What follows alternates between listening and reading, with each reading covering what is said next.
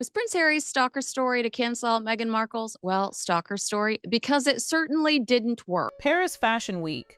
The words alone carry a weight of prestige and poise, a place where reputation is currency and presence is everything. It was supposed to be Meghan Markle's grand re-entry into that glittering world, a triumphant reminder that she could still command attention on the global stage. But instead of a royal return, what unfolded at the Balenciaga show was something very different.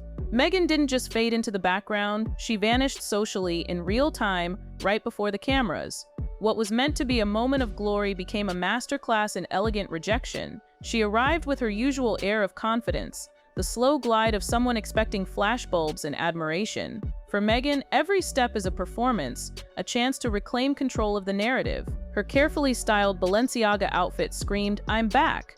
Her posture suggested she was ready to be seen again, to reclaim the kind of attention she once commanded effortlessly. But what she walked into wasn't applause, it was indifference, the sharpest weapon the elite can wield. Because in a room full of icons, her presence didn't ripple the air, it barely stirred it. The moment that broke the internet happened within seconds.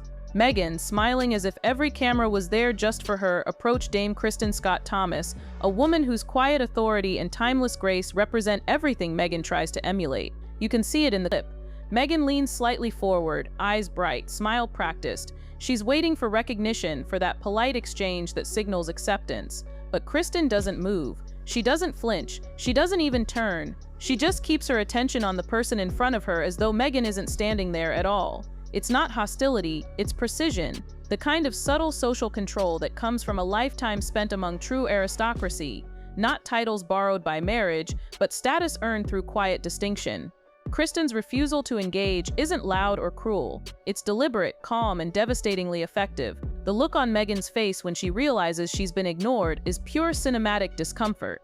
For a split second, the facade slips. That trademark Hollywood smile falters, her jaw tightens, and you can almost feel her mind scrambling for an exit strategy. She tries her signature move, the gentle hand-to-chest gesture that says, "Oh me? I'm so humbled to be here." It's a reflex now, the gesture she uses whenever she's unsure of how to respond. But the moment feels forced. No one around her reacts. Dame Kristin remains the epitome of grace, adjusting her stance slightly, her gaze unwavering. Even Baz Luhrmann, who greeted Meghan earlier, seems to fade into the background as if the universe itself is stepping away from the awkwardness. Social media wasted no time. Within hours, clips of the snub went viral, racking up millions of views. Users across platforms crowned Dame Kristin the queen of subtle shade. Comments flooded in. "She didn't just ignore her, she transcended ignoring," one wrote. "This is what true class looks like," said another. For once, the internet united in awe of a moment that didn't involve shouting or drama, just effortless dignity. In a world obsessed with self-promotion, silence spoke louder than any headline. What made the whole thing sting even more for Meghan was how predictable it all looked. Every move she made seemed rehearsed, like she was following a script she'd written for herself years ago. The polite smile, the gentle lean, the strategic body angle meant to draw attention. But in this setting, surrounded by people who have nothing to prove, that choreography backfired. It wasn't charm, it was noise. And when noise meets elegance, it loses every time. You could sense the frustration building under the surface. Meghan's expression tightened as the conversation continued without her.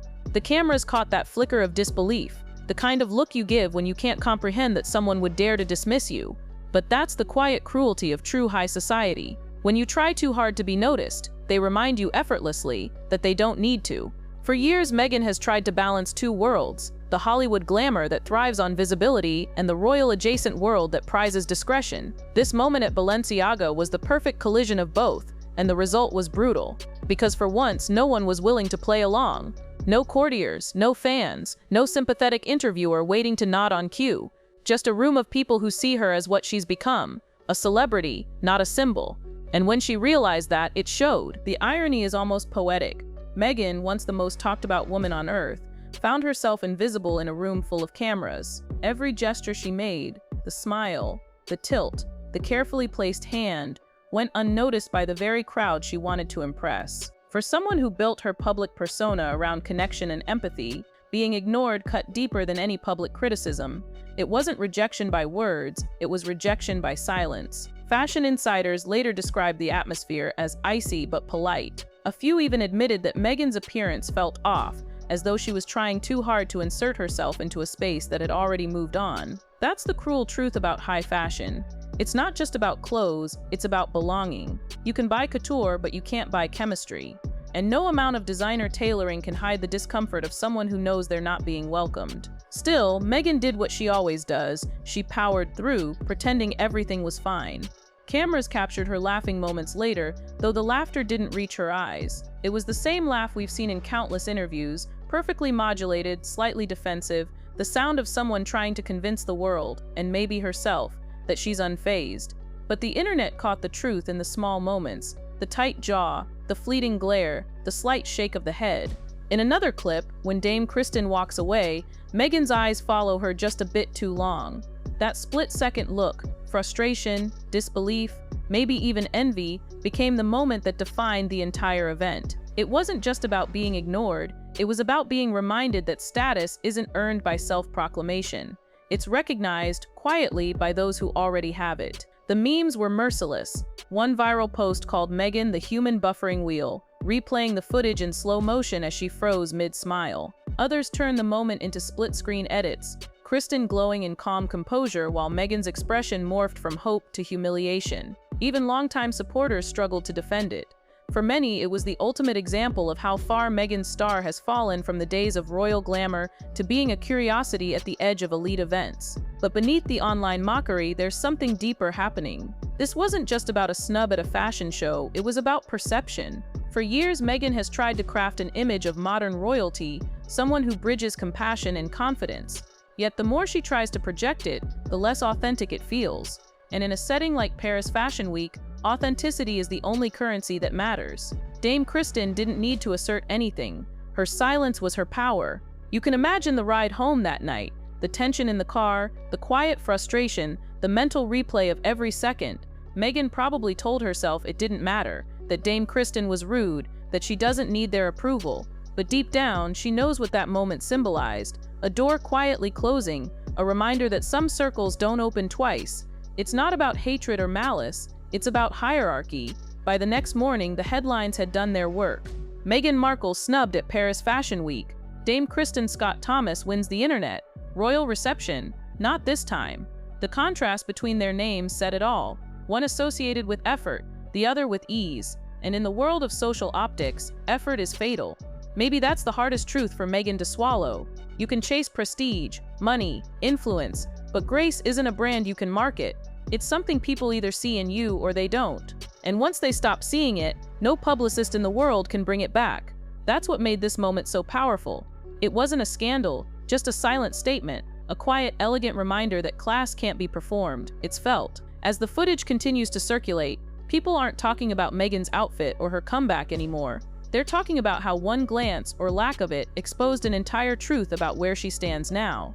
That's the thing about power. It doesn't announce itself with noise or cameras, it just exists, calm, effortless, and completely indifferent to who notices. In the end, Meghan's appearance at Balenciaga wasn't her re-entry into fashion's elite. It was her reality check. She walked in expecting admiration, and walked out as a meme. The woman who once commanded headlines now found herself the subject of second-hand embarrassment. Maybe that's why the internet couldn't look away.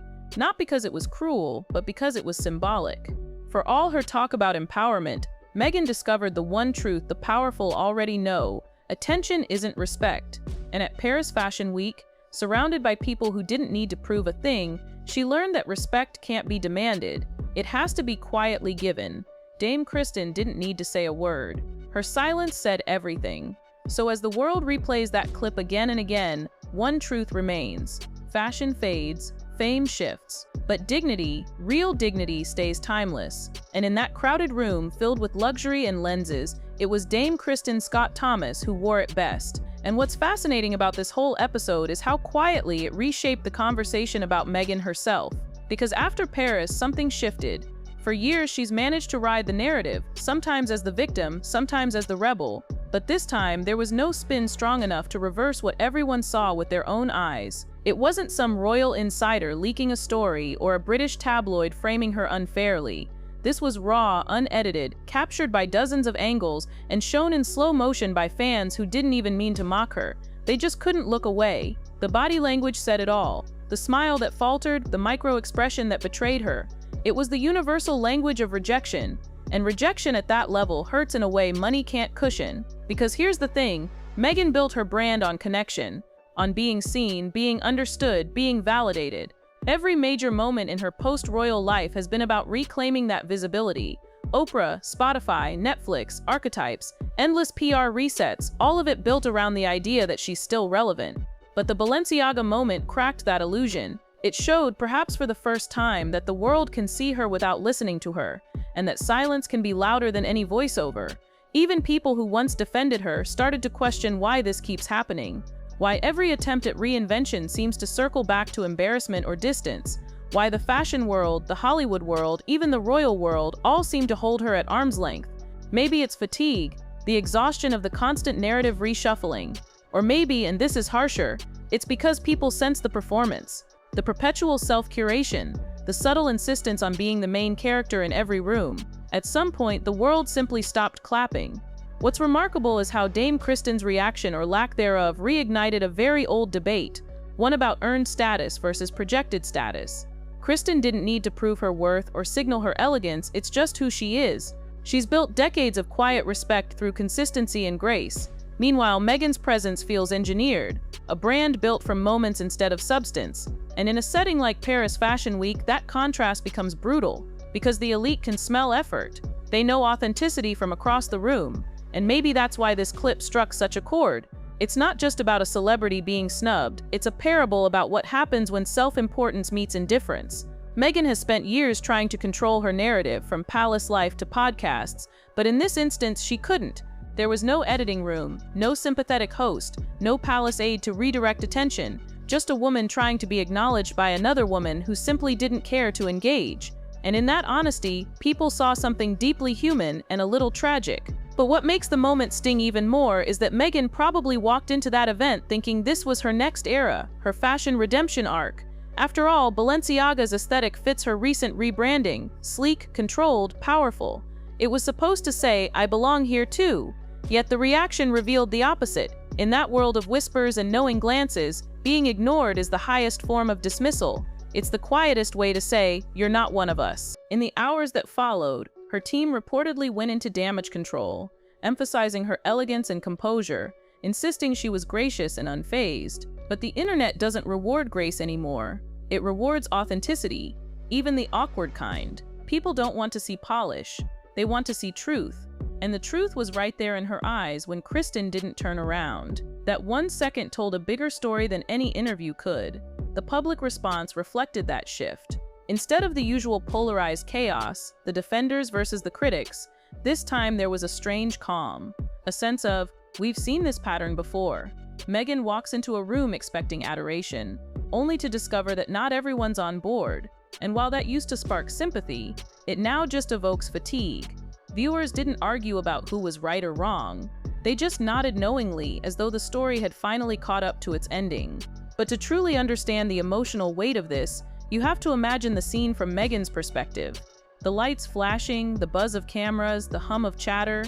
She sees familiar faces, celebrities she's brushed shoulders with before, and for a moment she believes this is her arena. Then comes the pivot, the micro moment when she realizes no one is gravitating toward her, when she leans in for acknowledgement and receives air, when a woman she likely admired doesn't even make eye contact. That's not just a snub, that's a mirror held up to her entire journey.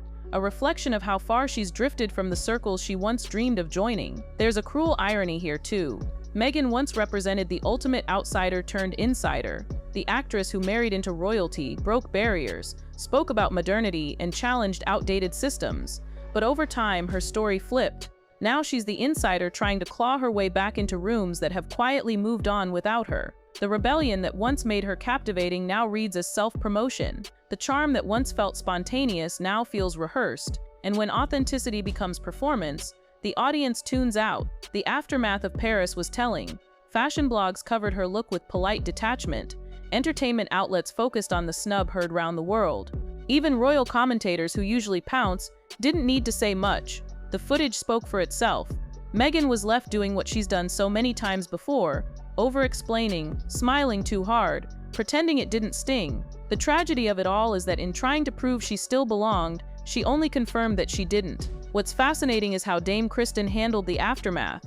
Not a single comment, not a single post, not even a polite clarification to dampen the viral storm. True to her nature, she let silence do the talking. And in doing so, she reinforced everything the public already felt, that true class never chases explanation. It doesn't need to clarify or justify. It simply exists, unbothered by noise. And that's where the contrast between these two women becomes almost cinematic. On one side, Meghan, expressive, ambitious, perpetually explaining herself to the world. On the other, Dame Kristin, serene, unshaken, the embodiment of what old-world elegance looks like in modern times. When they shared that frame at Balenciaga, it wasn't just two women crossing paths. It was two philosophies colliding, one chasing visibility, the other resting comfortably in quiet authority. As days passed, the memes didn't fade, they evolved. Edits appeared with captions like, "When the Wi-Fi drops mid-conversation," referencing Meghan's frozen reaction. Others called Kristin the queen of nonchalance. The more people watched, the funnier and sadder it became. And Meghan's silence afterward for once didn't feel strategic. It felt uncertain. Because how do you respond to being ignored? How do you issue a statement about being invisible? Behind the glamour, it must have been a sobering realization that all the brand partnerships, public appearances, and media narratives in the world can't replicate what true belonging feels like. You can't charm your way into authenticity. You can't PR your way into grace. Those things are intangible, and the more you chase them, the further they drift. And yet part of what makes this story so captivating is that it doesn't feel final. Meghan is nothing if not resilient. She's reinvented herself before, and she'll try again. Maybe this moment will serve as another lesson, a quiet reminder that visibility isn't value, that sometimes stepping back is the only way to be truly seen. But knowing Meghan's history, she'll probably turn this into a new narrative. Misunderstood, misread, mistreated, because for her, the story must always continue. Still, that Balenciaga clip will live on as one of those rare pop culture moments where everything aligns: the setting, the silence, the symbolism. It's the kind of moment that says more about fame than any documentary ever could. How fleeting it is, how fragile, how quickly the world can move from fascination to fatigue, and how sometimes the loudest statement comes from the one person who says nothing at all. Because years from now, when people look back at this, they won't remember the dress, or the guest list, or even the show. They'll remember that frozen frame, Meghan mid-smile, mid-gesture, mid-hope, and Kristin effortlessly unbothered beside her, one reaching for validation, the other already beyond needing it. And that single image will sum up everything about where Meghan stands now. It's a brutal truth, but a necessary one. Status built on spectacle can't survive silence. And at Paris Fashion Week, surrounded by flashbulbs and whispers, Meghan Markle learned that lesson the hard way. She didn't just lose attention that night, she lost the illusion that attention equals importance. So maybe in the strangest way, this was exactly the lesson she needed. Because for all the glitz and PR polish, there's still time for her to rediscover what authenticity feels like, to stop performing, to simply exist. But until then, the world will keep replaying that moment, one slow motion clip at a time. And as the cameras flash and the headlines fade, one image will always remain: Dame Kristin Scott Thomas, standing calm and composed, reminding the world that true power doesn't need an audience, and Meghan Markle, realizing too late that being seen and being respected aren't the same thing.